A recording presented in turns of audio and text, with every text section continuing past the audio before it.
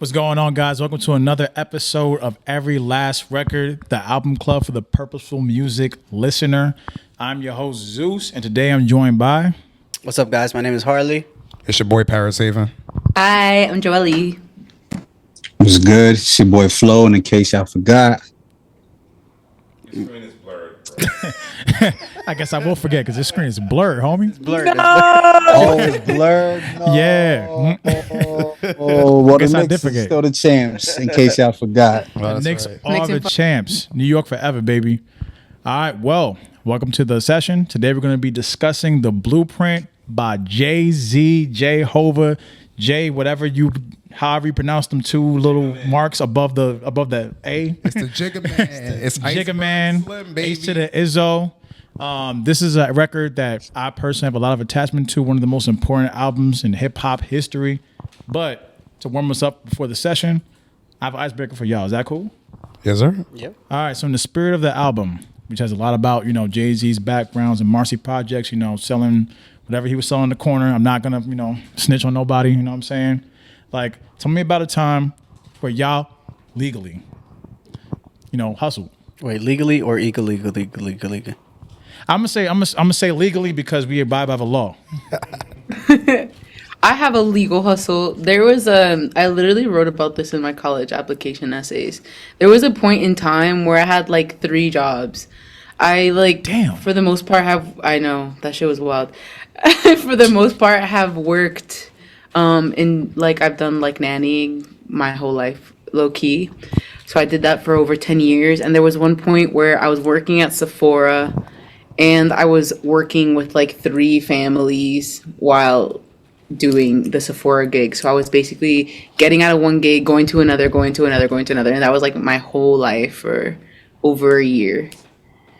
That was probably the most chaotic time of my life. But I definitely made myself very economically stable for my needs at the time. So very tired, but also very good experience.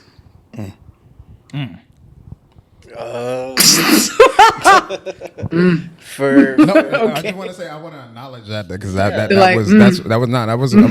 was powerful, yo.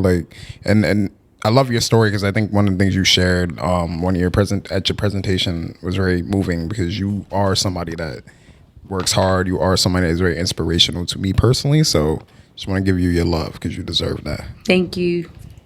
independent women stand up. Facts. For me, it was grad school. I would say I did 3 years of grad school and I had no job. May sound like I a had big. no job. Well, I did 3 years of grad school. I did. Luckily, I got free. I was in jail for 3 years. So I did Uber on the side because it was a way to make some money, some cash to go out and hang out mostly with you guys. But it also gave me the freedom to just make my own schedule and stuff. I met a lot of interesting people doing that, and I think that was a really cool thing about it. Crazy stories, people from all walks of life, and just had a lot of cool conversations. But it was something that would let me just make some money and still listen to audio stuff to study and stuff, and still work at my craft. But yeah, that was a time that I had to. That's a good hustle. Yeah. Good multitasking. I'll go next. I mean, now I feel like I'm hustling. And for something very good, something that I love to do. Obviously, I still have a main job in marketing that I love so much. I love the organization I work for. But around 2023, I was like, I love what I do, but personally, I feel like I have to do something where I can thrive creatively and meet people in general that are also on the same type of time. So I made a choice to start being a fashion content creator. And I started in 2023 and I got signed to an agency 2026. So now I've been getting a lot more, just a lot more press, a lot more events to go to, some deals here and there. And I love the balance of working, having a stable position, but also working for myself and doing this creative stuff and really leaving a legacy where it's all right, now I'm making money off of my likeness and creativity. I could wake up and literally come up with a video and then these brands seem to like that type of stuff. So it's gotten me a lot. It's gotten me to see a lot more like got me to meet a lot more people and really get to see the ins and outs of everything. So I love what I'm doing right now. I consider that a hustle because it is side income, and and I love what I do. And then it's also like kind of like this too, actually, at the same time, because we're doing what we're doing with I get to do this for my friends, ladies and gentlemen. Like, we hustling in general. So like, that's, to me, like, those two things are really something I hold close to my heart. So I love the game. I love the hustle. If you know paid in full, that's my quote right there. But yeah. I see you, baby. I see you shining. Bro, baby. See you shining.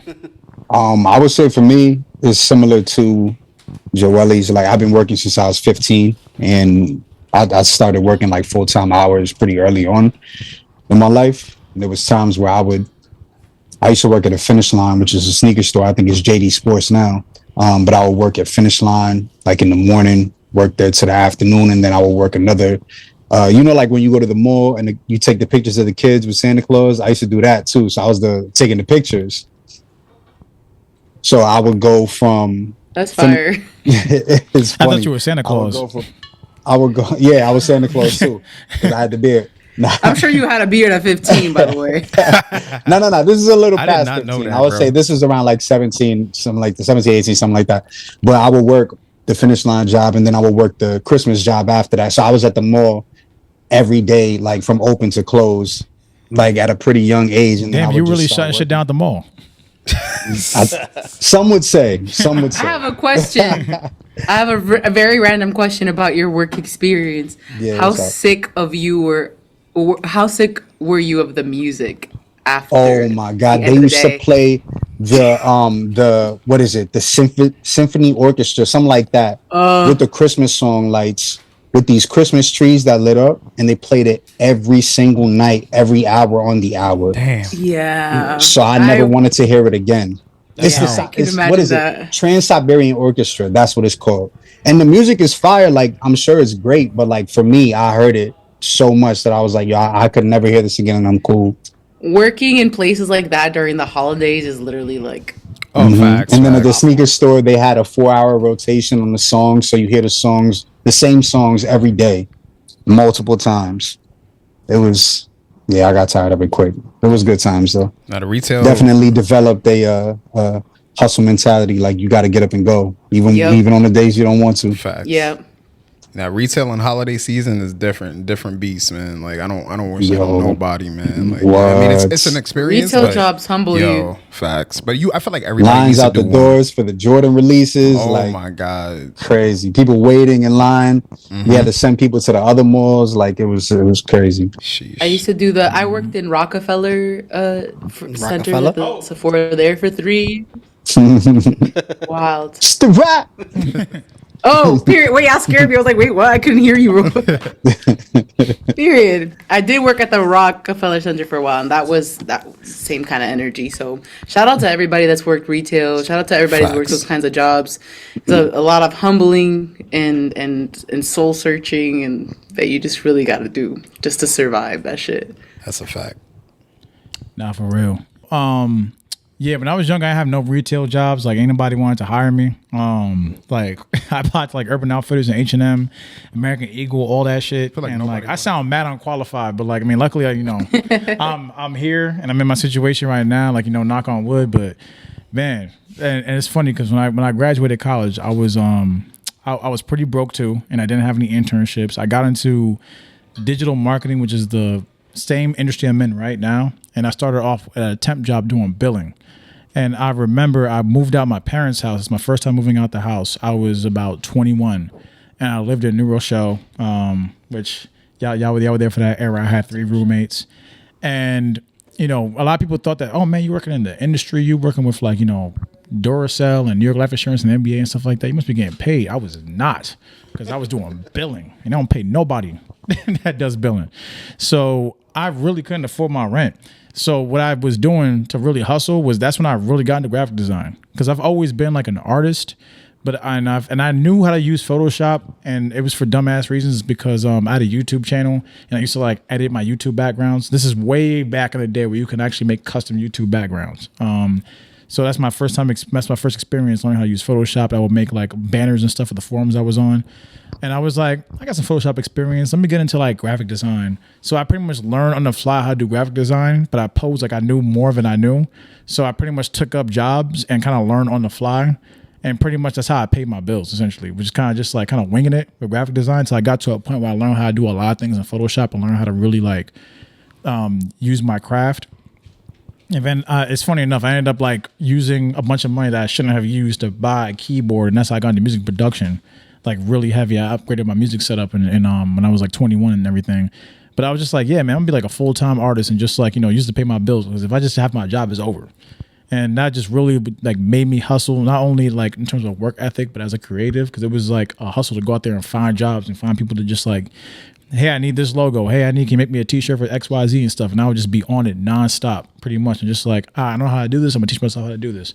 I'm gonna go on YouTube. I'm gonna figure it out. I'm gonna look up tutorials, blah, blah, blah. And they'll be like, damn, this looks fire. Like, how long you been doing this? I'm like 3 years, and really it was like 6 months. You know what I'm saying? But That's actually incredible. Hustling, man. Yeah. yeah. No, that's how you do it. That's how you do it, man. And like, now I'm actually like, I've been doing it for like a long time and stuff. So like, now I'm blessed enough to be, doing graphic design for y'all. I'm like the quasi creative director for Every Last Record and stuff, where I'm making all our graphics and stuff. So I wouldn't be Shout out there. to you. I wouldn't be there if I wasn't that 21-year-old, just trying to fake it till you make it. You know what I'm saying? So every path has its purpose. But that being said, speaking of hustlers, let's talk about Hove, Jay-Z, the Jigga Man. So as I said, today we're here to talk about the Blueprint. And let me tell you a little something about the Blueprint. Let's get into a little bit of album background. So the Blueprint came out on 9/11. I kid you not. It came out September 11, 2001, which was crazy timing, especially in New York, which is like the main central focus of this album. This was also an album that he came out with while he was facing two different legal battles, one for assault and one for gun possession. This is also a time in his life where he was also funny enough, history repeats itself, he was the most dissed rapper in hip hop at the time. Everybody hated Jay-Z. Everybody's like, yo, I hate this dude. And like, some people look at it as like, oh yeah, when you're at the top, that's stuff you have to deal with. But for him, it was kind of just like, he just had a lot of like feuds with Nas, feuds with Jadakiss, feuds with Mobb Deep, and just like, that's to name a few. Like nobody liked Jay-Z at the time. This is like about, in terms of commercial releases, about 6 years into his career. And he kind of wanted to make a pivot and kind of release a more defining body of work, which is how we get to Blueprint.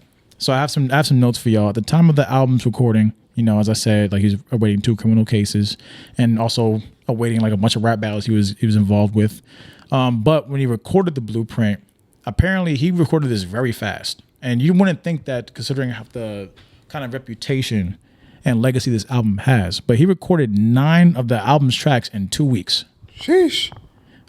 He pretty much just like banged this out pretty fast. And like when you hear it, it does not sound like that at all. It's so meticulously kind of like put together. There's a lot of like nuances and like lyrical blemishes, but like this is what happens when somebody's at their creative peak.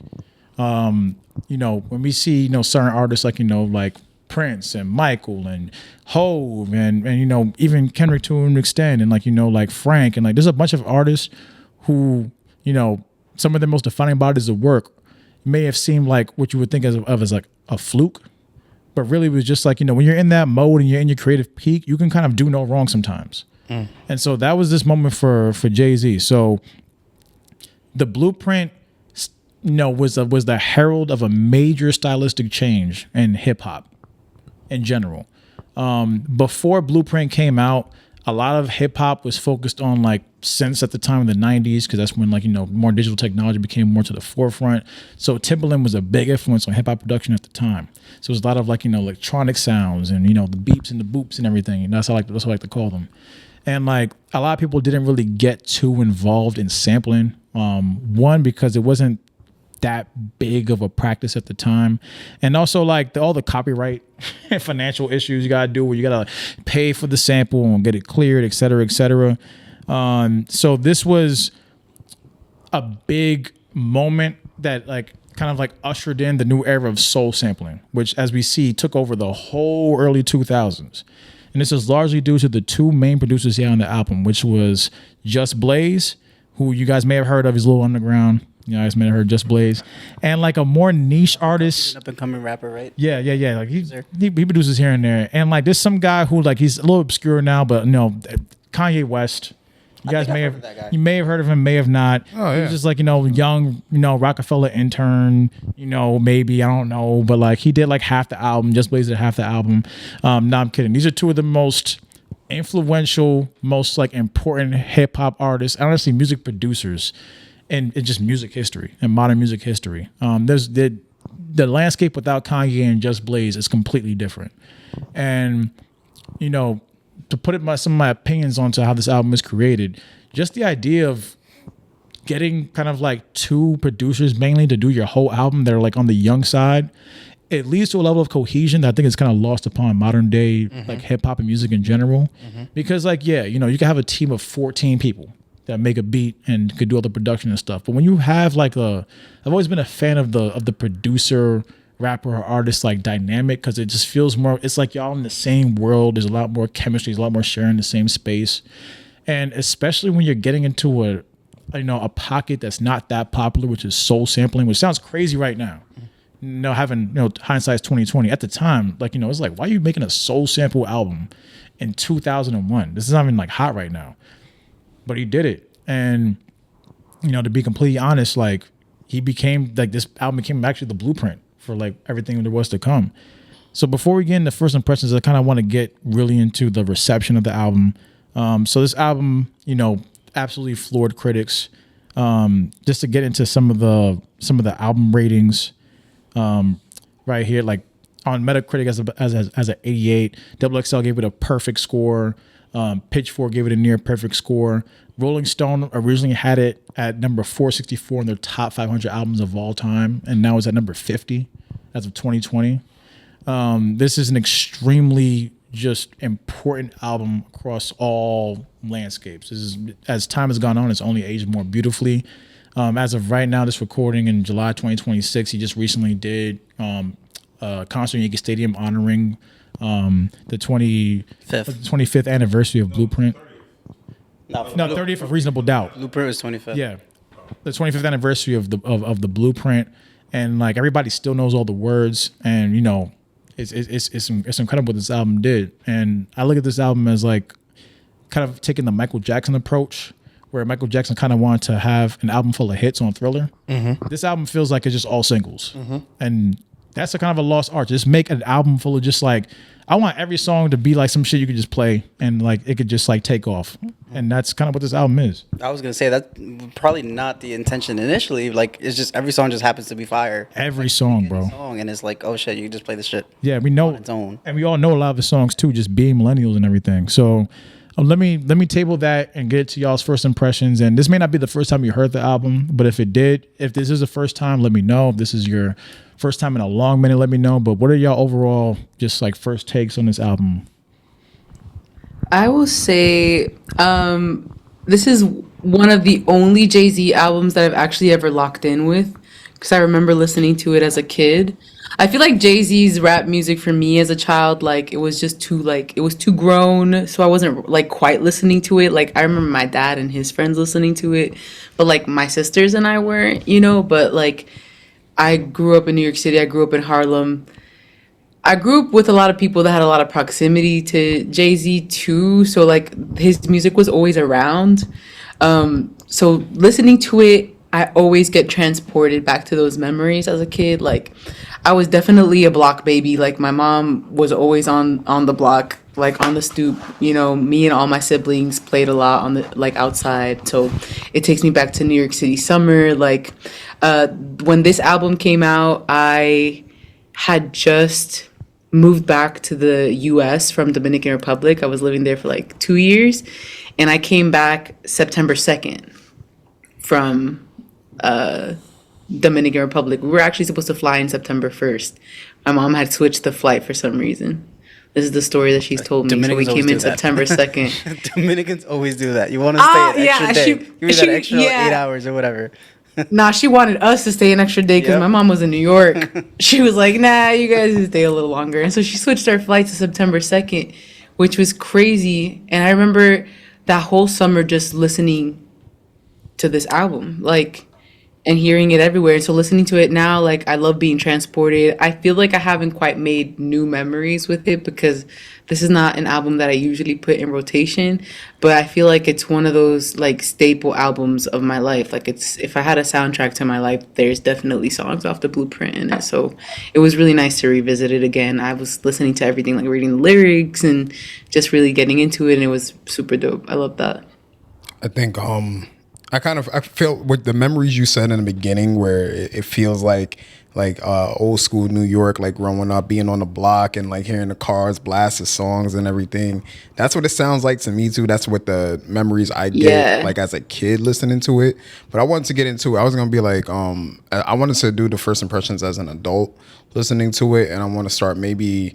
Like I want to say like maybe when I turn 21, like I'll start there. I think that it kind of inspired me. I think we were talking about the whole hustling thing. It kind of inspired me to wake up in the morning and actually go to my job.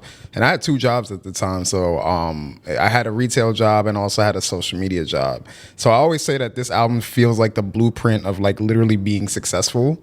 So like it's kind of like words of affirmation for me. Like that's the way I see it. When I first heard it, obviously like the beats are going to be like the standout to me. Like, and Matt said, you got Just Blaze, you got Kanye, you got some Timbaland beats here too. All these beats, they're like they should be in a museum. Like they should be in a museum. They're like earworms. And I always say like my first impressions are always going to be like the way that an album sounds, right? But that's literally what I remember. It sounds like the 2000s. It sounds like what music would be like, rap music would go to be in that decade. But it also does pay homage to like what rap started as in like the early 90s with samples like that. And like Matt brought up, the producer rap combo, I think that's where it takes influence from. So like it has a unique sound that I think a lot of albums around that time didn't have. But like that to me is like my first impressions of really just enjoying hearing those songs blasted in cars and like the block parties. And like my brother is a Hove stan. Shout out to Anthony. Like he's literally who put me on to Jay-Z in like 2001. So then like as an adult, I as a kid, like Joelle said, I didn't really appreciate it like listening to it by myself. But like as an adult hearing these songs and like hearing these themes, it hits different. Like especially, and then if you bring up my listening to it when Matt suggested it, I don't know about you guys with everything going on with Hove being like coming back to New York, coming back in the spotlight, everybody listening to him again, like it hits so well. Like I've been having this album on repeat like for a month straight now. And it just feels like pure New York to me. It feels like transplantless New York. It feels like New York back in the day, like nah, original New York, man. Like, say and that. I'm sorry, Transplantless. the wine is hitting, Bruh, but I like have that's how it chills. feels, man. Like I have chills. That's how it feels. Like this music, this is real New York music, man. Like shout out to Hov. A transplantless New York. That's Damn, crazy. I'm done. That's so I'm done. vintage. What a summer we're having in New York City. First of all, like Jay-Z just did 3 sold out shows. I wish I would have gone to them. Nixon 5. Incredible. Facts. That's a Nixon fact. 5. We got the World Cup Facts, going bro. on. Sold out shows. Mamdani. Let's go Spain. You know, Mom Donnie's dead ass Spider-Man. Mamdani's rookie year, he has all these whatever. Yeah. Spider-Man about to incredible. come out too, bro. Spider-Man's about to come out. Yeah. It's a crazy summer we're having right now. So we're all grateful to be here in New York City and all that. For me, I think I have like 3 first impressions for this. Damn. All right. I'll tell you why. Right? It's Yeah. I had always heard like H to the Izzo and like girls make the song cry, all those things like growing up, but I was too young to like hear the whole album as a whole and understand it. Right? I remember for a time, kind of opposite of Joelle, I moved away to DR around 2001. I was actually on a plane on 9/11, but I'll tell you that story later. that's so funny. Bro, what? Yeah, I'll tell you that story later. But Okay. I remember I moved away to DR and I would still hear these songs. Like they were still bumping up there. Whenever my cousins would come over, they would still bump those songs, and it always had an impression on me, right? So I feel like after that, the second first impression that I could say is when we came back 6-7 years later. Oh, eight. Sorry, I Just can't. beat I can't that. help it. By the time I came back to New York, was Blueprint 3 had come out, right? And now I'm a teenager at this time. That's when Empire State of Mind comes out, and I was obsessed with the song, right? So I'm like, why Blueprint 3? I gotta go back and listen to all That the song other ones. gets. I'm not gonna lie. Like this might be blasphemy to like other New Yorkers. That song gets a little bit too much hate from like New Yorkers. Yeah, but because of- no. Like it's not like I know it's like the gentrified New York song, No, but but- it's like it's not a bad song either. Think back to when the song came out, though, and you're in the city and you're The hearing song this. bad, bro. My bad. Go ahead. Hold on, think Go back. ahead, go ahead, It was go ahead. MySpace time. Like you put that song on your MySpace song. Oh, it's oh, 07. But there's no such thing as being corny in 2009, bro. Everything was Oh corny. my god! Okay, in 2009, that Everything song was corny in fire. 2009. Yes, Yeah. 2009. That's all. In 2026, that shit trash. No, Because it got played out. I hear Agreed. you, It bro. got, I it got hear played you. out. I But hear I'm you. saying Go ahead. it had not become. You're what right. it- You're what right. it You're right. was. You're right. You're right. You're All right. right, let me finish. Go ahead. Go ahead. Third and final would be around the pandemic. I went through Jay-Z's entire discography because I wanted to just like lock in to his music. Because I was like, Even Kingdom Come. all of it. I listened to my like God, everything man. everything that was available to listen to. I listened to. And this album specifically was part of like my gym like playlist. Like there was nothing to do around the pandemic except like work out or maybe go for a walk or whatever. So this song was very like this album was very inspiring to me. Like it felt empowering. And so I think that's kind of like the word that's attached to this album for me is that I guess not necessarily just the hustler mentality, but like you feel empowered, you feel confident, like it makes you, feel like you can do whatever the fuck you want or like you want to set out to do. And that's hard to do without like making an album kind of like catered towards a specific theme. Like I think it's a art people don't really appreciate to make you feel something without like inadvertently kind of harping on it. Because he's just talking about himself. He's just talking his shit. Like yo, I'm Hove. At this point, I'm mad rich. I'm a hustler. I do everything. Everybody hates me because I'm that dude. And it's like, damn, I'm that dude too. Like that's hard to like convey energy through music. But like if you do that, I think that's a beautiful talent. If you could do that, like making people feel how you feel. Yeah, and one thing I will say is I like this stage Hove, right? 2001 is like Yeah. his ambition because you're already like one of the top rappers Yeah. out there, and like where else can I go? And look at where he becomes. Like he's literally Yeah. a billionaire now. Like he's an entire movement. Yeah. So like it's just that like continue. I feel like that hustle doesn't stop for him. He's not a businessman. He's a business businessman. Hey. I stand by this. Like if he like he gave us some great records afterwards, but man, if he retired on Black Album, which is like another all time classic. Like if I didn't love Blueprint so much, I would have picked Black Album. Like man, that would have been the craziest run ever. If you retired on Black Album, that's your last album, bro. That's a fact. Sheesh. But Flo, I want to hear your what are your first? I know this is not your first time hearing this album. I don't think, but Nah.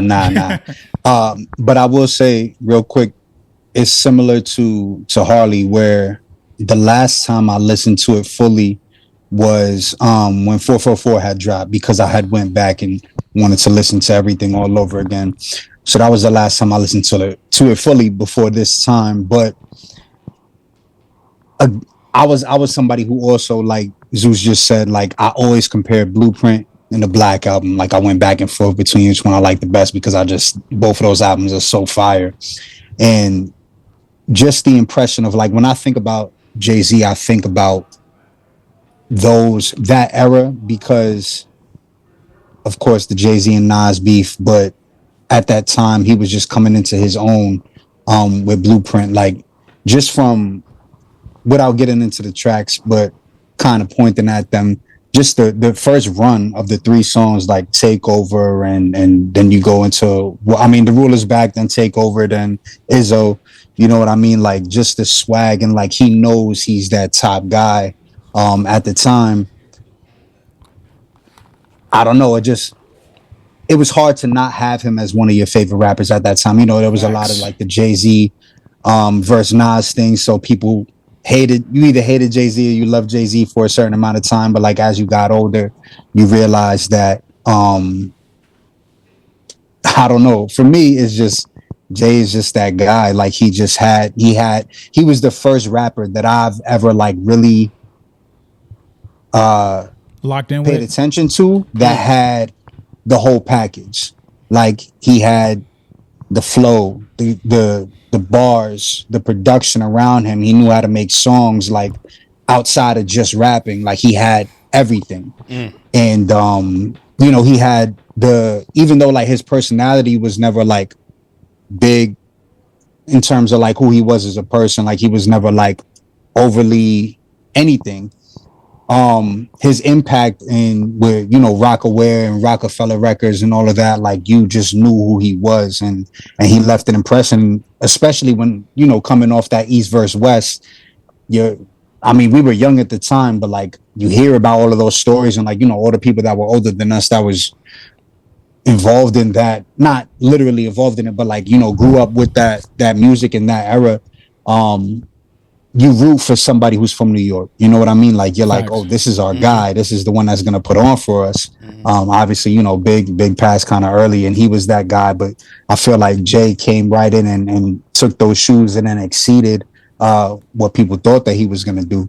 Because you heard Reasonable Doubt, and it was crazy. But like, I don't think anybody from that point figured Jay-Z was gonna be like the name in hip hop. You know what I mean? And then by the time Blueprint comes around, I feel like it's not a question who's at the top. It's crazy because at the time, like Reasonable Doubt kind of came out, which was like one of the rare times you have like 96. That's one of the rare times you see like an instant classic on your debut, because that's a very rare thing. I know everybody calls everything a classic now, but it's like that's like considered like a classic album for your first album. But at the time, like the big dude in New York was like Biggie and Nas, essentially. And it's like, even by the time 2001 came around, because it was like kind of like at this point, it became less East and West and more of like a New York Civil War. It's like everybody kind of gunning for the top, and Hove was at the top. You still have people looking at like two sides of it. It's like, yeah, Hove was like the face and like the trendsetter and the tastemaker and like that. And then like Nas was the lyricist, and Nas was like, because Nas put out Illmatic. And Illmatic is considered like, you know, by many to be the most important album in hip hop history. Right. So it's like, you know, you may have like, you know, 3 good albums here and stuff like that, but you can never top that mantle because he might be the reason why you rapped. And so it's like they're going back and forth. It's like the two kings and stuff going back and forth. And that's why like that their back and forth meant so much to like New York. It was kind of just like two sides of hip hop. It was like the commercial, not to say Jay-Z was super like overly commercial. I think Hove did it in a beautiful way where he made the commercial kind of bend to him, where it didn't seem like he was ever kind of pandering. It always seemed like whatever he did was just hot. It wasn't like he was trying to be hot and trying to chase trends and trying to collaborate with whoever. It's just like whatever he did was just fire because he was Jay-Z. And so like, I think that's a rare art to do. Few artists have ever did that. Like maybe like 50 Cent and like people like Drake and stuff like that, like have like kind of like bent like, you know, the mainstream to what they just wanted to do in general, creatively and stuff, and like Kendrick too and everything. But like that was Hov, but Nas was still there, and you know, still had Jadakiss, also one of the greatest lyricists. You still had Mobb. So it's like that time must have been crazy. We were too young to experience it, but like that must have been a crazy time to be around. It's funny because I always put myself like my age now, and then being in 2001 and like being a fan of like hip hop, like really into it, because again I was 6 years old around this time, so like I didn't really understand it, like the depth of everything. But I always questioned myself. I was like, would I have been on Nas's side based on like what I care about now in hip hop, which is, you know, obviously like not too much commercial, but also the pure side of hip hop, because I felt like Nas represented at the time like the native tongue, and like he had Illmatic was produced by Q-Tip, like he was like the soul of like the hip hop and form in terms of like the artistry. Whereas yes, I agree with you where you say Jay-Z is like not really the commercial poster child of hip hop, but he was like making so many, like you had Big Pimpin' prior to this, you had his hits with like Lil Kim, like he was really branching out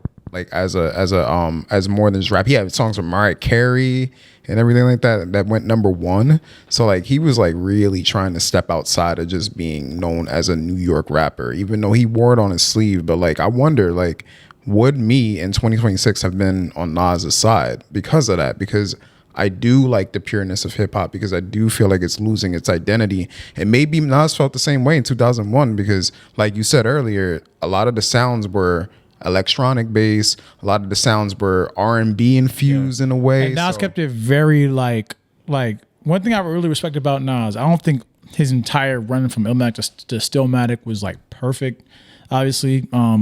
but like he did keep it very true to his roots, like his entire career, pretty much. Even now, like Nas is right now. The new stuff sounds Yeah. sound too Nas different. right now, like I know it's like some unk raps now to a lot of younger people and stuff like that, but Nas right now is on one of the craziest runs. Like he's been dropping like back to back to back to back heat, and it still sounds like some shit he would have made in like '95 or some shit like that. And like that's fire. You could not grow stale tapping into your old sound. Not to really like harp on, I'll say this last point, but it's funny because I feel like that was what Jay-Z got on Nas for, because he felt like Nas was compromising the artistry to be hot. So he was making Uchi Wally. He was making Our Fire Ruled the World, where he's doing the same thing like Bad Boy's doing with the R&B. And then Uchi Wally is like this other, like it's outside of Nas's comfort zone, where it's like very hard and like not as like poetic as like a as a I Give You Power or something like that. Yeah. So Jay-Z was getting at him because he's like, yo, you trying to be me even though you're not staying true to you. And because of that, at the run after it was written was compromised between artistry and commercial success. Like he was trying to make those same hits, but they weren't resonating well because people didn't want that from Nas, and that was that was what really messed up his discography prior to Stillmatic, because he was kind of getting out of that. So that's why Jay-Z was on his neck about that, because you're like, yo, you're hating on me, but you want to be where I am, where you're making these hits organically, but you're not doing it because you don't know how to do it as well as me. But it's so funny because I think back then, like a lot of and what's lost about hip hop now is that it felt very just like. And this may be because of the fact that we were all tapped into the same channels, the same MTV, BET, et cetera, et cetera. But I feel like you could kind of make any song as your main single, and it will kind of pop off. And it's funny because in hindsight, like it like I don't feel like Nas ever like Nas still had Hate Me Now and I Ruled the World. It didn't sound like he was like selling out some shit. Like them shit's just still great songs, and it still sounds like Nas songs. So it's just like Jadakiss had mad hits back then, and like Jadakiss is like a rapper's rapper. Mobb Deep had hits, so it's like back then people hated If I Ruled the World. Like hip hop fans hated that. Yeah, it's crazy because in hindsight you're like, this song is beautiful. Like why would you? But anything that was like R&B infused, get out of here. Like they didn't want none of that. What a difference to what we got now. Yeah. And it's funny enough. So I'm gonna get into my first impressions too, because I remember when I first heard this. It was 2003. So I was a young one. And my brother, a lot of my music taste came from my brother. My brother had like this like busted ass CD player, and he had all of these like albums, and like I was so young and impressionable that a lot of the albums I ended up like loving and like just shaped my whole life was albums that like my brother put me onto. Shout out Harold.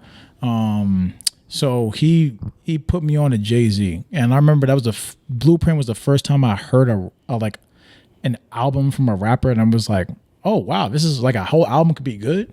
You know what I'm saying? It's like, I mean, I liked everything when I was younger. You don't really have like a critical like lens, but I remember I loved every song, and I was like, yo, like this is crazy. And I remember I just would watch all Jay-Z's videos, and I would just like admire him because I was like, yo, this dude feels so like the world revolves around him or something like that. You know what I'm saying? Like that really had an impact on me at such a young age and stuff, where I would look at Jay-Z like he was that dude, which he was at the time for like a long time. And I remember the first time I went and like heard it with like a critical lens, I was like about like 14, 15 is when I really became like super focused on music and what I liked about music and like analyzing it. And I heard Blueprint, and this was at a time where I was like extremely just like a little bit snarky. I was super just like, it's not a 10, this is not a classic, blah blah. You know when you were edgy ass like teenager and shit. And I was like, nah, I'm not gonna lie, man. I don't know. Like, is it like, am I riding to say that every song good? You know what I'm saying? Like, I felt like, yo, am I just being a fanboy? Like, damn, every song good. But I didn't even understand why I liked every song, the nuances, till I got like even a little older. I will revisit this album every like, I want to say like 4 or 5 years. I remember when I was in my early 20s and I heard this, and I was just like, nah, this is crazy. This is when I was really heavy into production too. So I was analyzing like the production, which again, Kanye, Just Blaze. And it's funny because if you ever seen the Kanye documentary on Netflix, Kanye talks about it a little bit, where it was like him and Just Blaze had a little rivalry. We were just like, nah, I'm gonna do this, be better than yours. Oh, nah, my song be better than yours, blah, blah, blah. And so they were both competing for like Hov's attention and shit, which is like, you know, young 20-something-year-old Kanye, 20-something-year-old Just Blaze. but I would notice like, damn, the drums in this song is crazy. Nah, the sample flip on this song is crazy. Like what? Like I realized why I like the songs. It wasn't just like nostalgia. I'm like, nah, like even if I didn't know who Jay-Z was, these are genuinely like really good songs. Like every song has like a moment, and like it feels like how I felt when I first heard Thriller when I was young. Like it's like I'm not making a concept crazy high, artsy album, whatever. I'm just making an album just full of hits. The thing about the hits on this album, you got like H to the Izzo, you got Rulers Back, you got Takeover, you got Song Cry, Girls, Girls, Girls, all completely different vibes, but somehow you fit them into the album and it feels cohesive. And those are albums with, again, I mean, those are songs, again, with like very different moods. Like Song Cry and Girls, Girls, Girls are not the same mood, but they're still hits though. And he could have made Heart of the City. Like he could have made every song a single and it would have been successful. And like that's a rare trait. And the fact that like, because Michael sat down and like, worked with Quincy Jones and like honed in these songs to make them perfect. The fact that you can make like 9 of the songs in 2 weeks is insane, bro. Like this is like, some will argue this is Jay-Z's best album. I would argue that. But like to make like one of the best albums in hip hop and you were just like just on some shit. Like I got these 2 young dudes right here. They're making the beats. Nobody ever heard of them. I don't got like Timbaland on my. I don't got Pharrell. I don't got like all the biggest names. Just got like my 2 young dudes right here in Rockefeller, and I'm just like spitting, and I'm making like literally the next generation, the generation after that's entire blueprint of what hip hop is. Just like doing what I want to do. Like that's admirable. You know what I'm saying? And like between like the bars, the catchiness, the refrains, the hooks. Some of the songs even have hooks. Like you don't know. It's just a soul sample carrying it. Like people were hearing at the time, and I wish I was old enough at the time to like understand that. Can you imagine hearing an album like that that's like not conventional, but it just sounds that good? Yeah, it's like wow, people don't really do soul samples like this. What the? Yo, he's really going crazy right now. It sounds like he mastered the art form of something that wasn't popular, and that's rare to like master something that's not like a contemporary sound. It's like you would have thought this was the 18th, 20th, 25th soul sampled album because we're so used to it now, but like. On his first try, that's crazy. So like that was my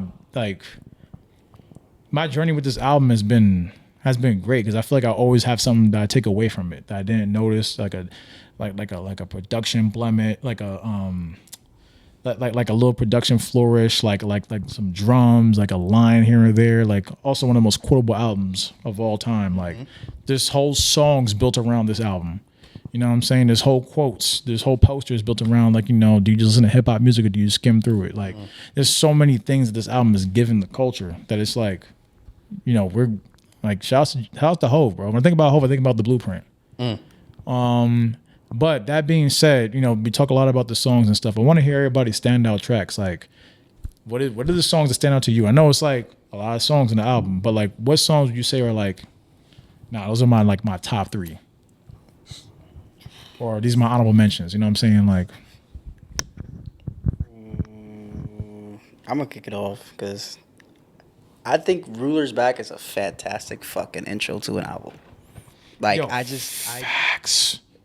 I have nothing to say, nothing bad to say about that song. That song was just fire. You gotta shout out Slick Rick, man, because that's one of that's track 2 off of the Greater French. Slick Rick. It's literally like the same song, but like Jay-Z just adds some cool verses to it. But like I love the call back to that song. Yeah. Like That's definitely absolutely one of my top songs of this album, and it sets the mood for the whole thing. Facts. And it's like, this is about to be good. That's such a good intro. Like, I love intros that just get me prepared for like the experience. Gets you into like, you already feel like you that dude. What's gonna happen? You don't know what's gonna happen, but you're in for something that's gonna be good. So like, right when you hear the drums in the beginning, it's like, and then you just.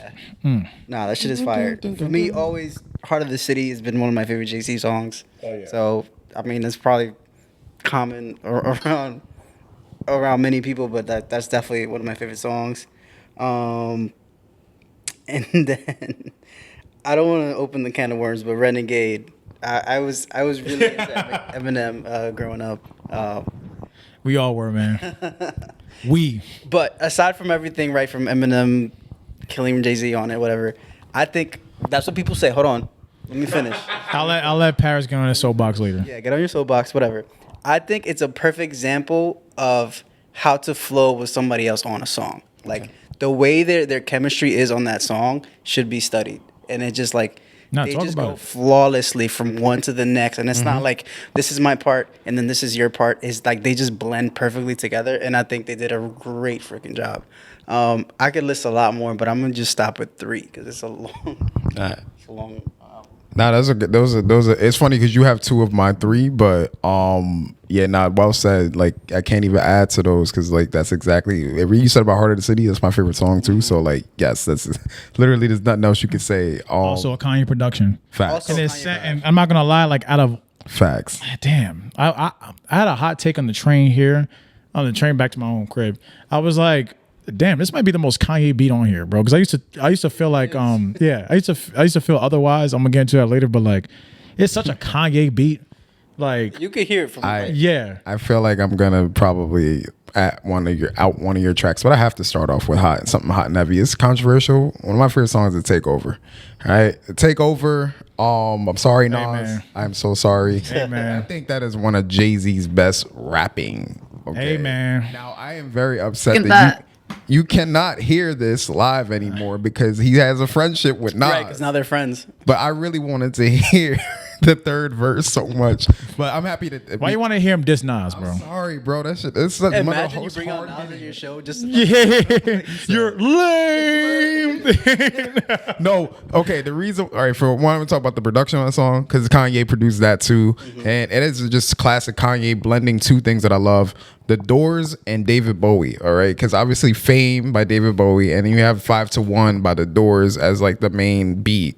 So that kind of introduced me to The Doors.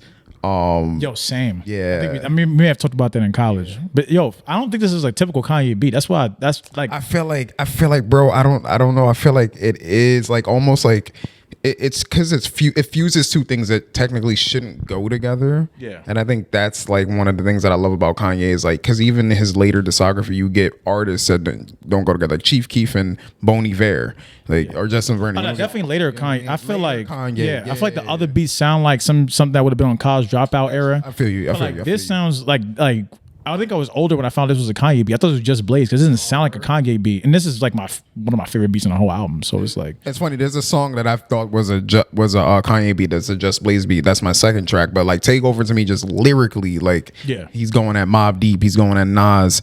And it's just the third verse to me like has so many quotables in my opinion. And that's one of the hardest beats on the album, like I said before. But Girls, Girls, Girls. I want to talk about that because I did not like when I was a kid. Obviously, like that's one of the songs you hear all the time next to Izzo. But as an adult, I want to just shout out to the production on that because it sounds very summer. It sounds very just like peak Chipmunk soul to me. Now that I thought was a Kanye beat. That's a Just Blaze beat. yeah, I knew you were gonna say that, bro. I thought there was a Kanye beat for like most of my life. I felt lied to. But it's funny. Girls, Girls, Girls, Girls Part 2. Yeah. It's It's a a Kanye Kanye beat. Yeah. And it features Michael Jackson, apparently. I don't know if it's a rumor, but Michael Jackson is background vocals on Girls, Girls, Girls Part 2. Wait, really? Yes.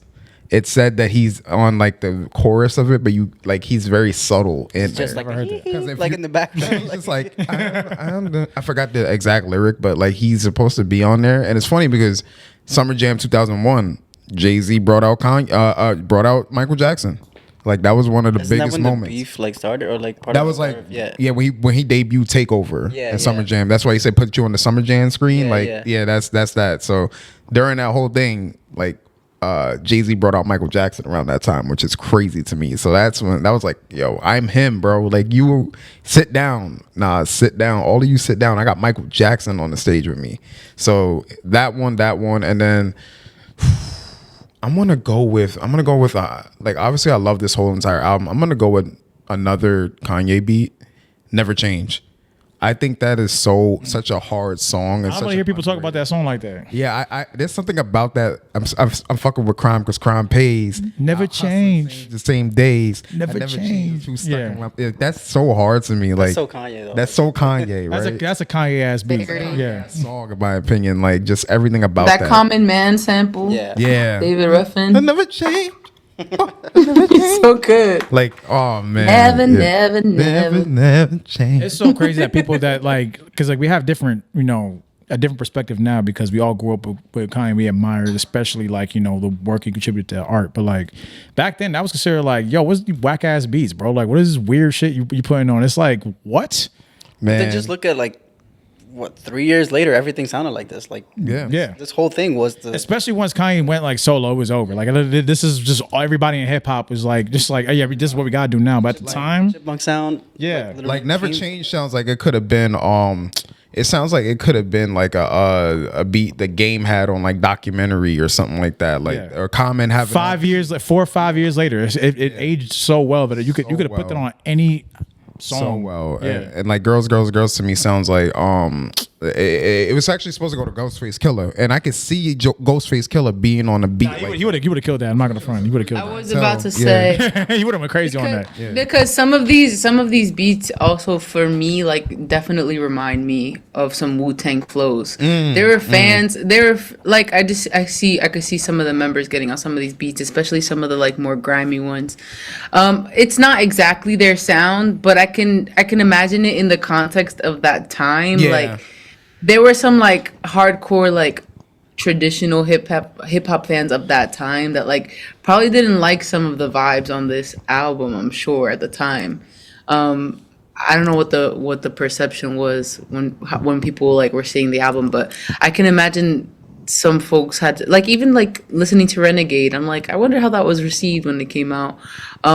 Renegade and even damn, I'm forgetting the one I that got you some just insight because I was really close to my brother. My brother was just like, that's back when mentioned. Well, I mean like that was prime era. That's before like I know like Eminem has a reputation now amongst us, but like at the time, like that was like prime era. This is the king of the world, Eminem, and like he just dropped his like one of the greatest albums in hip hop, and then he's like on your song like going crazy. Wait, let me say one more thing. I want to talk about the beat of that song because Eminem produced that with Luis Risto, and I think like when he works with Luis, like those early like Marshall Mathers, That's like such an Eminem beat, bro. show beats, like that flow you brought up, because that's the thing. I feel like flow wise, shout out to Flow, but I feel like flow wise he killed Jay, like just from the cadence. Yes, he was better than Jay-Z, but lyrically, I always say Jay-Z killed him on that. But that Eminem flow, bro, like that's what I need from Eminem, bro. Like I miss that. He used to rap his like just the way he sounded, the beats, and like the way he was on the beats, the way his voice would be, instead of just like what he does now is very like hectic and just like chaotic. Like he had a smoothness to him. he just Yeah, raps was the- I'm gonna say you'll probably agree with this take. I think that's one of the rare times where Eminem wasn't trying hard. Like he like knew who he was, and that's early in his career too. But like he sounds like a lot more confident on that song than like honestly, in my opinion, even like Jay-Z. And Jay-Z's the most confident dude in hip hop. He had a chip on his shoulder. Yeah. Like he's like, yo, like because he always says that Jay-Z's his favorite rapper. Yeah. But like that 2001 to like 2003 Eminem, I felt like that voice and cadence that he had, which I feel like did start on that song, like you're saying, that was like him being like, I'm the GOAT. All right. Yeah. This is how I stand here and let you guys know, because then he drops his best album, in my opinion, which is the Eminem Show. Yeah, I think that's the best album. You get that same like flow, you get that same cadence. So I agree with you. And honestly, I feel like again, this might be it's all nuance, but like we don't know these guys, but like it just felt like Hove went into it like this is my competition, so Hove may have tried a little bit harder, whereas like Eminem hopped on it like, yo, I'm really that dude, and like I feel like that's probably why people like more cater towards Eminem. My top three is a mix of like Paris and Harley's. I will say my number one is Song Cry. I remember like as a kid, bro, I was on the block, I don't know who it was, and somebody gave me like just a Song Cry like demo. They were handing them out on my block. I'm from Harlem, and Harlem does not play about Jay-Z. I mean, New York City doesn't in general, but like I feel like my particular block especially loves Jay-Z. And they were giving out these like I don't know why or what that was all about, but it was just the Song Cry from the Blueprint. I don't know if this was before the Blueprint dropped or no, that wouldn't make sense because No, Blueprint was like actually- all it just I feel like If it was a single cover, then like yeah, it came out before the Blueprint. no, because I arrived. I got to New York from Dominican Republic after that album had just dropped. So I think people were just if Song Cry was the single that'd been out, and that I might think it was the make last some single. sense. I feel like it was the last single. Okay. Yeah, yeah, like That makes six, And 5 or remember, 6 singles. You also got here right before you said. This was around the time where they were doing street teams. So like they had like Rockefeller street teams. Like they would go around the hood and like give out demos and give out the CDs and all of that. So that's probably what it was. That makes a lot of Yeah, sense. Paris is right. So the Song Cry as a single came out in April 2002 because this is back when people used to drop singles after the album came out. So like that's probably you probably did Okay, get it in fair. 02. It was definitely that summer because after that, then I moved to Ohio, but that's another story. And I Ohio? remember I like, did not know that. well, Joelle. oh really? No. Yeah. I lived in Ohio for She a little lived on bit a too. farm for a little bit. That song. So I just had like if I had a CD of something, I was definitely listening to it. I was that type of kid. My mom had like the huge CD books in the back of the driver's seat in the whip. So you just pull that bad boy out, and then she had another one that was at her feet. So there's always a lot of music going on in our car. And during this time, like we used to do a lot of road trips. We weren't like living in New York at this time. We were like doing a lot of driving around, so it was interesting. My parents and I did like a lot of moving around when I was a kid, but most of my life I've lived in New York. And so I remember like listening to this over and over and just like really loving that song because I didn't have the blueprint yet. My mom wasn't buying the blueprint like my dad maybe, but my mom was not. My mom was like, we're gonna go buy Alicia Keys' new album and Ashanti and all this stuff. But I remember listening to that song a lot, and I still really love that song. And then I would say Never Change and then Takeover. Like those songs I think are so fire. There's no skips on this album for me personally. Even as an adult, I listen to it and I'm still picking up so much more from it. But just fire ass bars. Takeover, yeah. He ate him up on that. I'm not gonna lie. I loved watching them on stage together in the videos though. During the concert videos. Yes. He ate. He ate. I love that. I was like the most New York fit too. Nas had to step out with the Timbs on. I loved. Oh yeah, I we loved love it. that. Oh my god, yeah. Dude, I love Nas so much, I man. absolutely loved seeing that. It's just at the same time, I was like, damn, you're not going. That was so beautiful. never I do loved the verse? watching, and then so like Never Change is just also like Never Change. It's ironic because Jay-Z as a person has changed so much.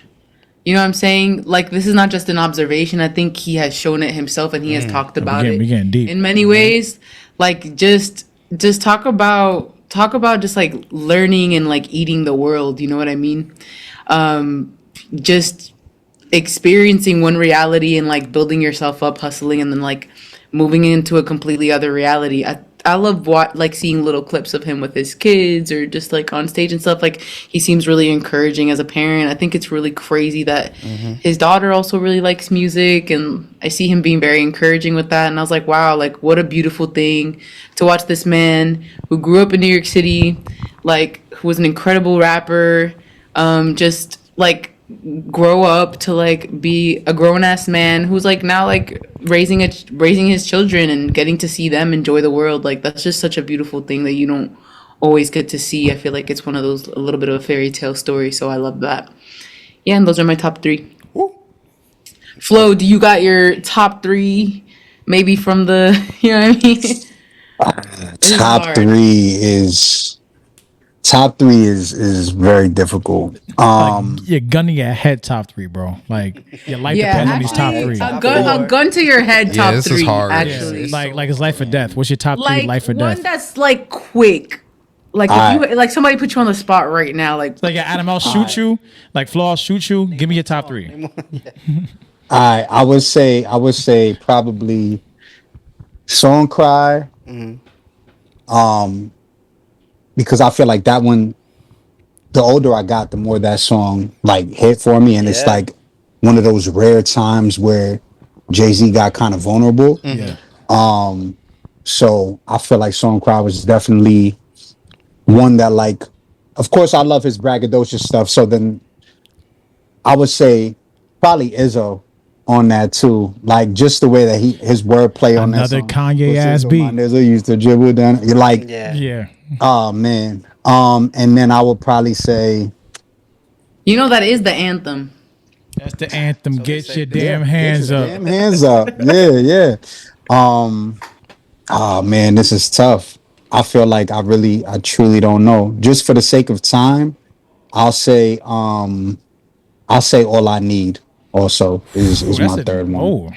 That's a rare one. Yo, that's a lover boy's top. That's a lover boy top 3. It's That ass. bro. It's such a good song and just the I love vibe, it. the sample on it. That's Nah, so, it's so on crazy. brand too. Like, Yeah, like Lover boy in this literally residence. makes That sense. ass. I want to say something about song "Cry." I feel like only Hove could make a song like that because the whole time he acting like he a victim. He say that he say I was just fucking him. Yes, I was gonna get right back. I'm like, damn, I feel you, bro. I'm sorry. That reminds me of Sincere on Love Island. Acting by the way. like a victim. That's a Love Island ass song. I'm not gonna lie. That song, bro. Yo, but I'm gonna give a shout out to Takeover too because I want to say Thank you. it was like 2013 I want to say or 2012, but NBA 2K 2013 came out, and I used to play 2K heavy at that time, and Jay-Z executive produced the soundtrack for that game. And bro, so every time you started up the game, you like, you see like the top players like Kobe and everybody, like, and you hear Takeover in the background, like din, din, din. And I remember the first time, I mean, Fire. eventually it got played out because like you play the game so much, you hear the song every day. But I remember like that first moment of sitting there after I was playing, and I was like, yo, this is incredible. Like just the vibe that Jay-Z has set for the production, but like that song specifically, like was perfect intro for that game. You just And brought that, up a like- memory because Ruler's Back is on there too, right?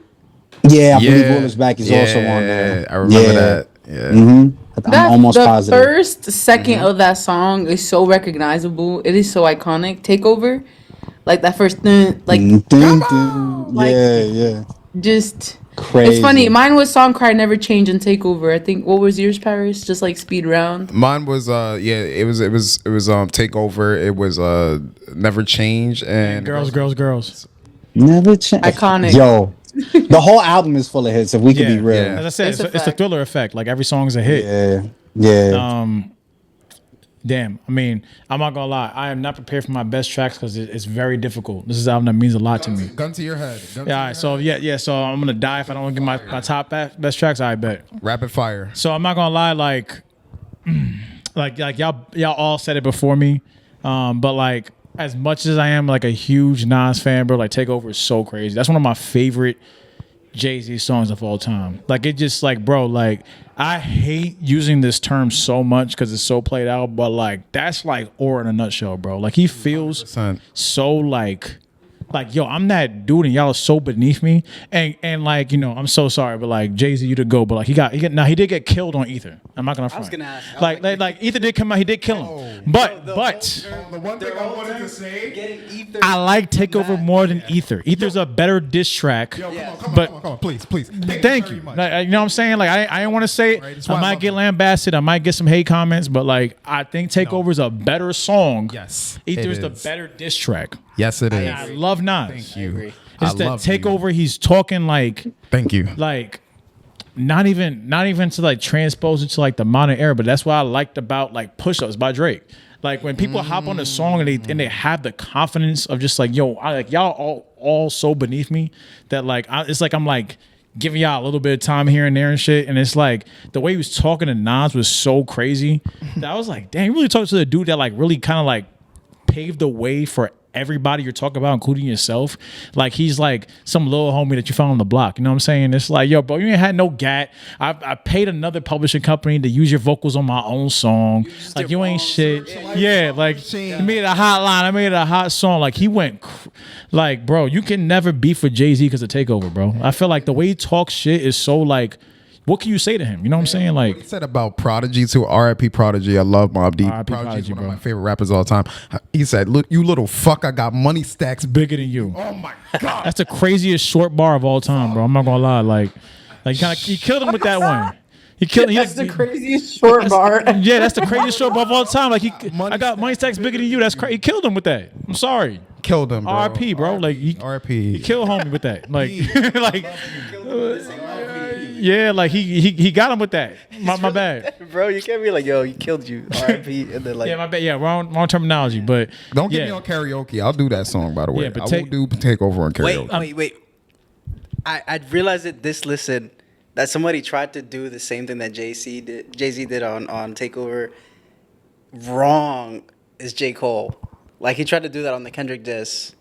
Like to play like the whole like one hot album every 10-year average. Like, he tried to, but like he didn't have like the confidence because he didn't like. Both of them try to do that though. But I feel like both of them try to do it. I think Drake did it better because like Drake was in a similar situation to Jay-Z where everybody hated him. Yeah. So he was addressing to everybody like he was like Thanos, some shit like that. And that's how Jay-Z addressed everybody. But this is against everybody that are like all timers. Yeah. They're talking about like all time rappers. Like, yo, you ain't shit. I got money stacks bigger than you. You made a hot line. I made a hot song. Like, it was fire, bro. And like also the beat. Like the beat is crazy. The guitar, it's everything, bro. But let me not. I could talk about that for the entire episode. Yeah. Number 2. I'm not gonna lie. Like I gotta give a Glaze session to You Don't Know, bro. I'm sorry. I know anybody want to say You Don't Know. Let me tell you something. I've like done diabolical things in the gym in terms of reps and passing my max to You Don't Know, bro. Like I feel that. You Don't Know It's has one made of me. those songs You know for what, sure. Matt? My bad. You know what, Zeus? Yeah, continue, Zeus. yeah. Hey, so He over here, he put in the pre-workout powder shit, straight Zeus. in his mouth, no water. On God did that. On God. Now what? On God. Got that I shit was, blasted. You bring it. I was snorting lines of C4. C4 pre-workout to You Don't Know, bro. You got the creatine under the tongue, like it's getting crazy in there. Yo, I've done reps I shouldn't be doing to You Don't Know. Like You Don't Know is such a like. You know, Scarface like cutting up the coke and that whole montage in Scarface. That's Matt, what I'm getting the from pre-workout. Matt. Yeah, bro. I was on some Godfather with the pre-work. So you don't know, bro. Like the sample flip and the fact that he's just like going through it and there's no hook. The hook is the sample. And he's like. I'm sorry, bro. Like you know what gets me going, bro? When he says, "I sell ice in the winter, I sell fire in hell. I'm a hustle, baby. I sell water to a well." Like, well, bro, the amount of like confidence that he has on that song, and it's the whole album. But like, he's like, "Yo, I'm really the GOAT." that is Wait, do incredible. y'all? You know how you were saying like it's incredible how much he transmutes that feeling to people and can make. Y'all remember that video of that white girl rapping this song? I don't, but I feel like I know what you talk about. I feel like I seen. It sounds mad funny. Wait, that like older white woman, like that's. I know what you talk about. I know it's an older video. I know what you talk about. I'll definitely send it again. That's a video Send that it to the people know. group I chat. mean, the fact that he can make her feel that way, Yeah. like, Nah. that's just. If you don't hear this song and feel like you can like wrestle a bear, bro, Bro, you have no soul, bro. Like this song brings the worst out of you. Lie used to either. drive The 95. remix was crazy. Now the remix too, is with yo, MOP, bro. No one knows about the remix. Bro, the remix, the energy that MOP brought to the Yo, remix along yo. with Jay-Z, I was like, yo, this low key. I It leave might riding be better than back. the original. They be disrespecting they- MOP. Yeah, they went Nah, crazy. Now the They remix is went crazy on that, crazy, Like, bro. That's the elite kind of ball like, knowledge. yo, facts. Like that's the kind, like their verses make you want to like rip your shirt off. Like it's crazy. I can't hear the remix. The remix makes me like genuinely angry, bro. Like it's so much energy. It's like yo, I want to like start fighting people. Like How much confidence is too much confidence? yeah, it's like it's too much. It's like yo, bro, I can't even hear the remixes. It makes me want to start like getting into bar fights. You know what I'm saying? Like for no reason. Man, if you're not on a highway, you driving and you speeding, you don't speed or you just like don't fucking know, start flooring man, you ain't live life. I man. want to get in a car accident to this song. You know what I'm saying? Like just because like the song's so fire. Like but That's not. crazy. It is crazy, but that's not what the song is. But yeah, You Don't Know, definitely. And like number 3, I'm not gonna lie, like and it's changed over years, but I'm not gonna like it's not the deepest song, but yo, girls, man. Like it may be the most like out of Sorry, pocket, Miss Fufu. most misogynist, awful, every kind of racist, like terrible song ever. But it's like so out of pocket that you almost kind of like admire it in a certain sense, where it's like 2000 songs. yeah, it's like all time, bro. it's like the audacity. It's like kind of like damn, bro. I kind of you know what I'm saying like You know, you usually hear a butter pecan Puerto Rican. Yeah. Like that's He didn't but give he a took it fuck. to another level. Like you say I'm sorry, Miss Fufu. When I met your ass, you was dead, broken, naked. Now you want to I had a tired neck, so she wouldn't sleep on me like Deuce Bigelow. wait, Oh man, are y'all trying trying to de-influence people from listening to the album, or Listen, y'all gotta hear the song and like you will be offended. I'm not gonna lie, you will be offended, but at a certain point you'll be like, because he hits everybody. You gotta watch it. Like he gets That's every the point. nobody It's say. actually the most inclusive. Yeah, it's like we're all offended to the Everybody point. getting Yeah, smoked. it's like- Everybody dead is. ass, dead ass. and you know what? I blame the beat. The beat is that good, bro. The beat, like to It me, The beat is like, so good, bro. It's like sounds so heavenly. Like I don't know. Like it sounds like you're gonna go to a like you're going into heaven when you hear that beat. I don't know what it is. Like I drown out the lyrics. That's one of the things I want to talk about. I be drowning out the lyrics because I know it is problematic sometimes. Yeah. But like the beat's beat that good, alone bro. saves the song. Like even it makes it like age well because of that beat. I'm surprised Just Blaze made this because I could have sworn this was a Kanye beat. I Bro. was like really- it feels I thought such a it was Kanye beat. bro. Yeah. I felt like it was. Kanye would have killed this in like 2003, 2004. Like he would have killed this. Like Man, like I But said, that's Ghost, the thing that it goes to show that like at that time, Just Blaze and Kanye, like they were like rivals. neck and neck, bro. Like they had Just Blaze had an elite run. And that's a crazy For real. thing. To I say feel like about somebody comparing them to Kanye.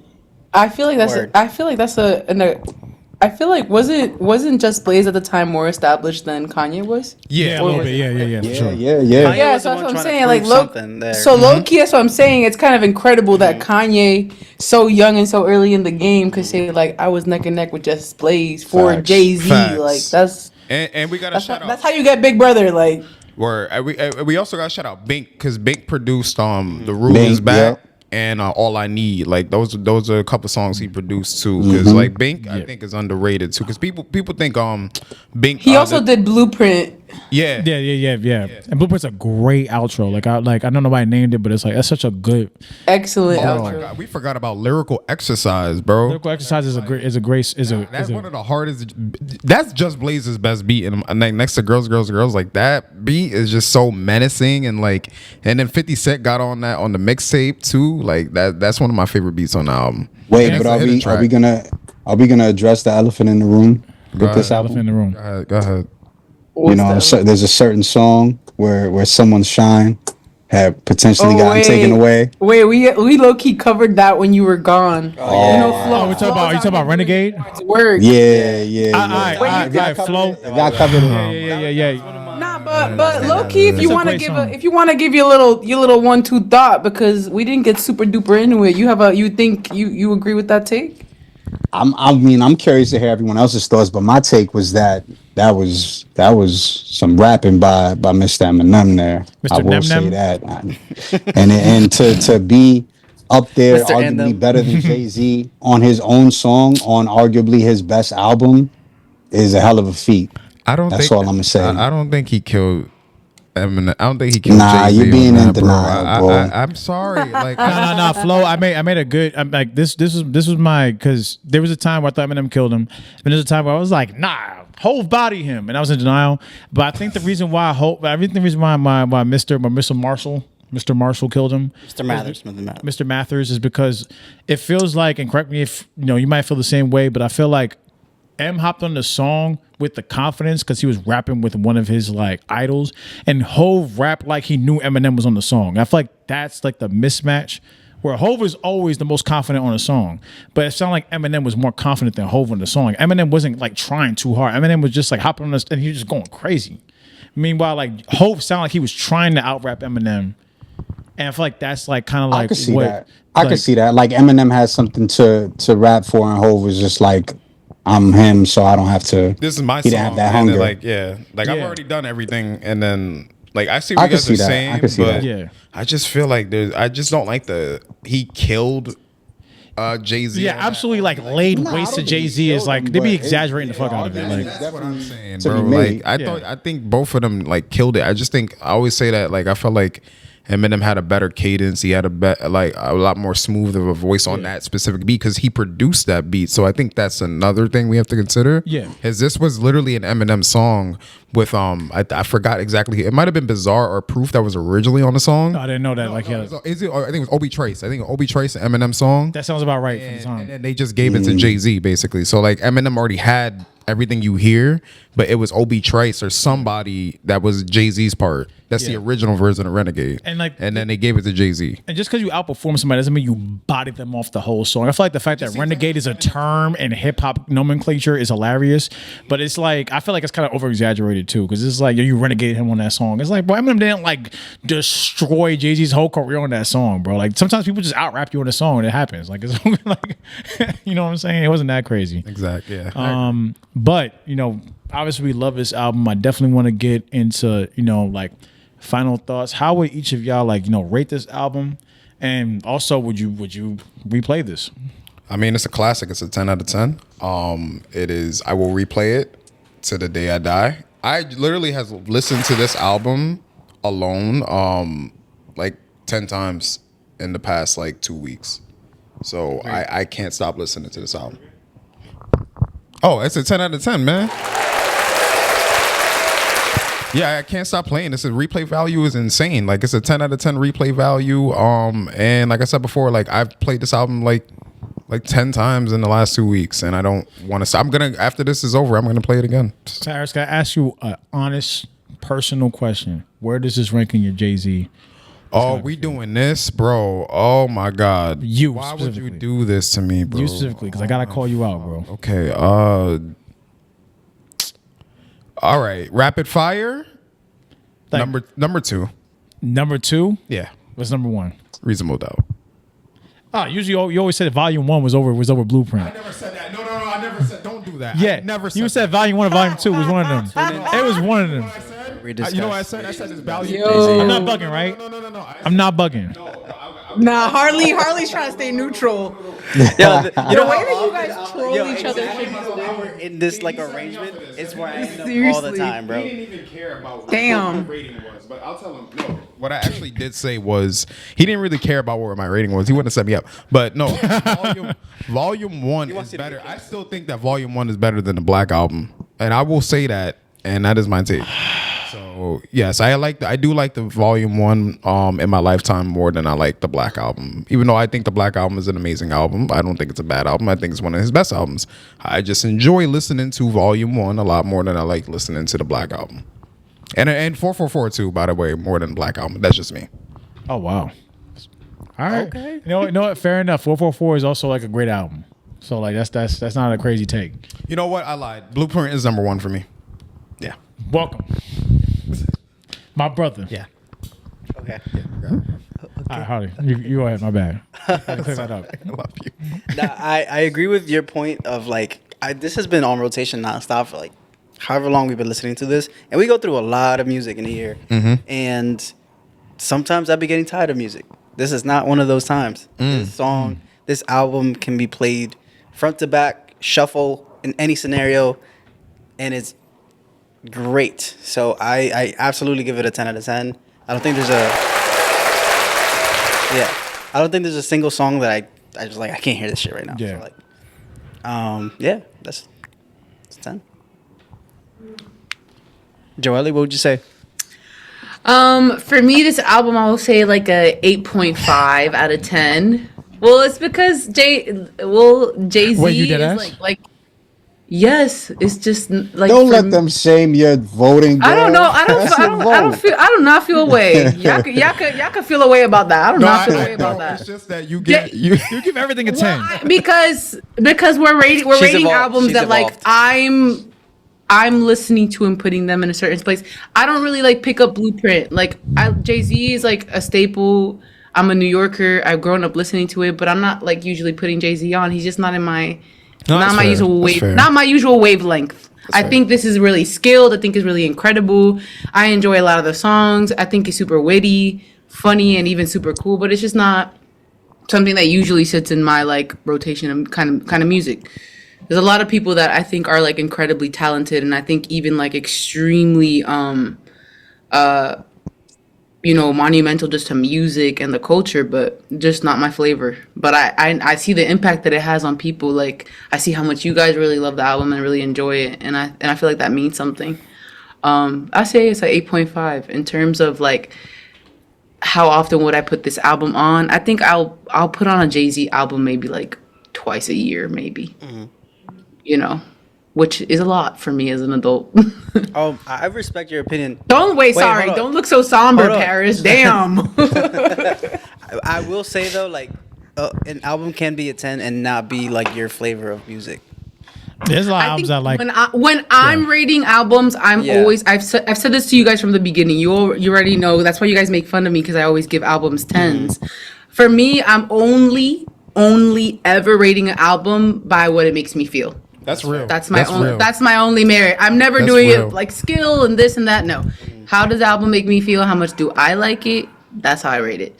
That's So real. that's take my Respect, rating with a respect, grain of salt. respect. 8.5 for an album that I probably listened to 3 times in the past 5 years. You know, like before we started listening to it, that I think is pretty good. That's real. Facts. I know I'm being judgmental, but 8.5 is a great score. I think 8.5 is a great score for an said album that you you're don't being usually judged- pick up. Judgmental, but then you give it a compliment. I know I'm judging Nah. you, but that was a great pick. Like, Hey man, hey man. I said Stevie Wonder was a 9. I got lambasted. 8.5 is a great score. Well, Yeah. I think. I'll you- take. I Oh think you wait, deserve that one. wait. Also, shout out to the Queen of Brooklyn. Rest in peace. R.I.P. Yes. BX Yo, Tidal rest in Wave. peace. BX Tidal Wave. Yes, BX Tidal. Wait, oh my God, wait. BX Tidal Wave. I'm tripping. I said Brooklyn because I'm thinking about Jay-Z. No, sorry, it 'cause is she- BK Tidal Wave. I lied. That's my Is fault. it BK? It's BK Oh, okay, Tidal wait. Wave. I was You're like, right. wait. No, you're right. She's You're from the right. Y'all both confused. No, it's BK Tidal No, Wave. I was not confused. It was Brooklyn. Wait, You- alter I'm my sorry. my I whole thought it was shit. BK but too, nah, so I was- I'm sorry. That's rest my in fault. peace, because as soon as Jay-Z was doing his concerts in New York City, everybody was reposting videos of her during this time, and it made me so emotional. It was so beautiful. I remember listening to her rap his songs in Union Square, and I went on and I put those were one of those times where I was like, I gotta go listen to a Jay-Z album, you know, like I have to go listen to that. Like, she was definitely an inspiration for me, even taking a deep dive into Jay-Z's music. So shout out to real. her, rest in peace. Just incredible. New Yorkers are so fucking cool. Always. The real New Yorkers, by the way. the real New York. All right. right, I'll go next. It's a 9 for me, and this is probably top 3, maybe even top 2 Jay-Z album for me. I would be above it. I don't know yet. See, that's Oh, the but you don't dilemma. Damn, it's number 2, but you don't know it's number 1. You don't ask him. Yeah, nah, You know because those, I feel like ranking. sometimes when I listen to I'll give you my top 3 in no specific order. So I'll throw Blueprint, Black Album, and Reasonable Doubt. But I feel That's the like objective top 3. There's no such thing That's- as an objective top 3. Paris, those are There's the no top such 3. thing as an objective. Those are top. the top 3. that's my top 3. That's my top 3, and I say that Mom, because Dad, don't fight. I don't know which one. Like, I feel like when I listen to each one, that one is my favorite. It's kind of like that vibe. So I don't know, but I know this is top 3 for me. It's like while you're Maybe listening top 2. to it, this So is my wait, what favorite was right your now. rating? Was it a 10? A 9, no, a 9. Oh, a 9, a 9. Because although I love this album, I don't think it's perfect. There's a couple of songs that I'm not crazy about. Ola Jovito, I'm not crazy about. I agree with you. I agree with you. What you call it? Lyrical Exercise, though he does his thing, I'm not crazy about it as a song in That's fair. general. Girls Part 2, I definitely am not a fan of that over Girls That's a Part 1. deluxe track flow. no, it's a Doesn't know, but count. It is a deluxe No. track. is It's a not bonus. No, it's not. it's No, not. it's not. It's a hidden No, track. because- Actually, it's a hidden track. When like right now, the way that I listen to it, Yeah. I went to the album, like just the album. I didn't do the deluxe collection or nothing like that, and they had it included. Oh yeah, as that part was gonna of it. have. Yeah, that was gonna have that thing. They It's do. a hidden track. So what happened was, whatchamacallit? What's the difference between a hidden track 'cause- and a? I got you. So Blueprint. You gotta find it. So on Blueprint, the song, it's actually a 12-minute song on the real record. Like when it first came out, the CD had Blueprint, Yeah. and it was like a 12-minute song. So on that is the Blueprint, and then you have Lyrical Exercise after that, and then Girls Part 2. But then when streaming came out on iTunes, they separated them as their own tracks.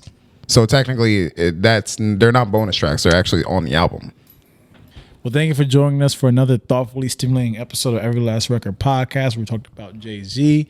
The next time we will be talking about Paris's album. So also came out in 2001 actually, and I brought this artist up in the middle of the album session. So I'm surprised this artist never got talked about yet, but it's none other than Michael Jackson, and we're gonna be talking about Let's Invincible. go! Yeah. Very interesting Which choice. album? Which album? Invincible. Interesting. I've not heard Invincible in a very, very, very, I already very know my long time. favorite I song. knew you would pick a Michael Jackson song at our album at some point, but I did not think it would be that one. Yeah, I feel We're like, actually ready to talk about the album right now. Yeah. Yeah, we Continue. could just Keep it go. real. Yeah, yeah, interesting. I got influenced by my brother Noel. He's always like pick something a little bit unorthodox, and yes, picking off the wall is easy. Picking Bad is easy. Thriller, but let's go with something unorthodox. Like, and Dangerous too. Shout out to Dangerous, but like yeah, Invincible. Dangerous is on my short list to pick albums for and I picked Blueprint, but Dangerous is on my short list. So. Oof. Oh yeah, I want to talk about Dangerous so bad. That's You the can? one. That's the one. I'm intrigued. Thank you. And also, like a lot of fun facts about that album. But anyways, thank you guys for joining us for another thoughtfully stimulating episode of Every Last Record podcast. Where we talked about Jay-Z's The Blueprint. And remember, don't consume the music. Let the music consume you.